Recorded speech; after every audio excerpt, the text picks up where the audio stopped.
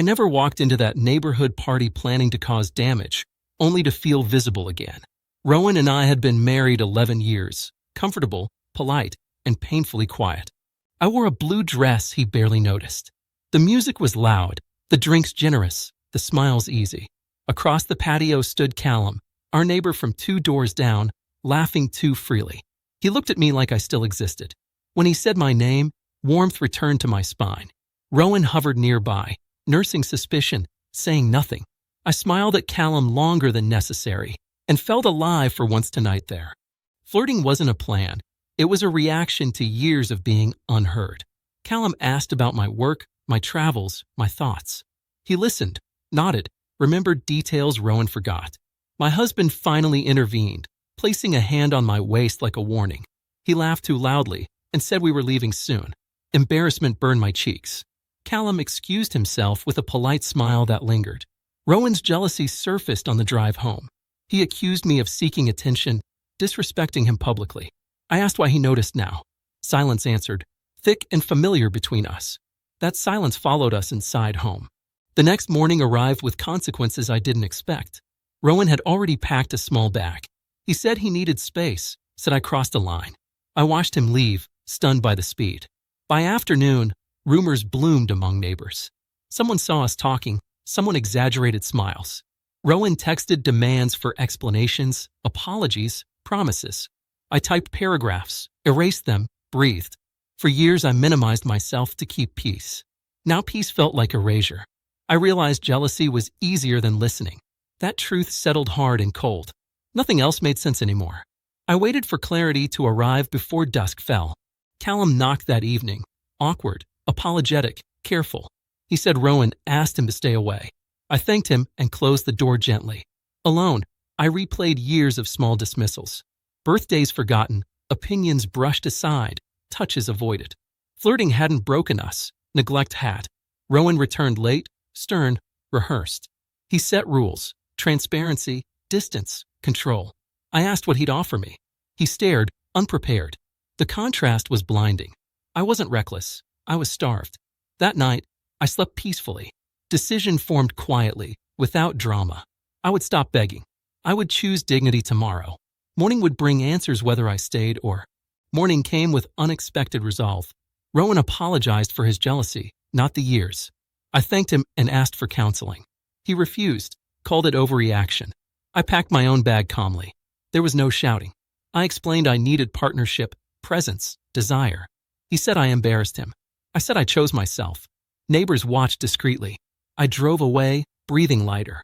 Later, messages softened, promises appeared. I didn't respond immediately.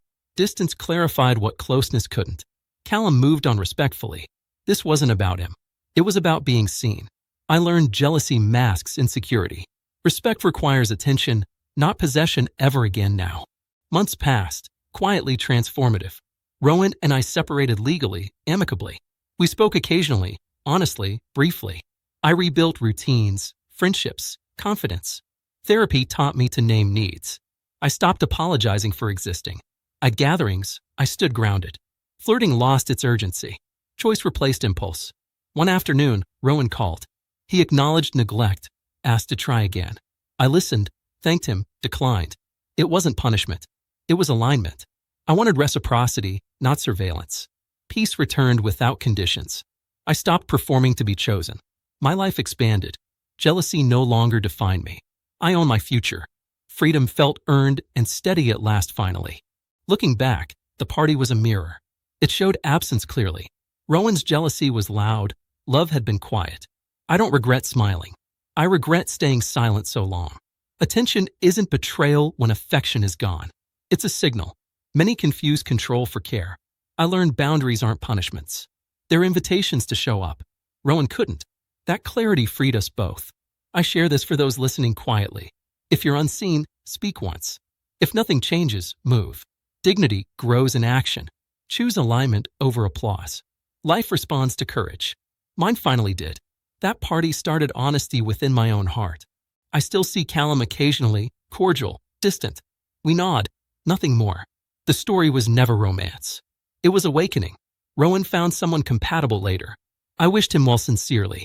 Resentment faded when responsibility was accepted. Friends asked if I'd change anything. I wouldn't. I learned to trust my perception. When my body tensed, it meant something. I honor that now. Parties don't ruin marriages. Neglect does.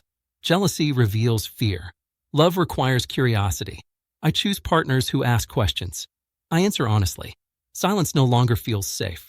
Visibility is non-negotiable. I stand by that.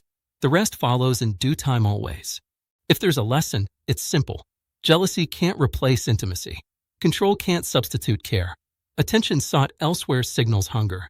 Feed the relationship or accept its end. I didn't flirt to hurt Rowan. I flirted to feel alive. That distinction matters.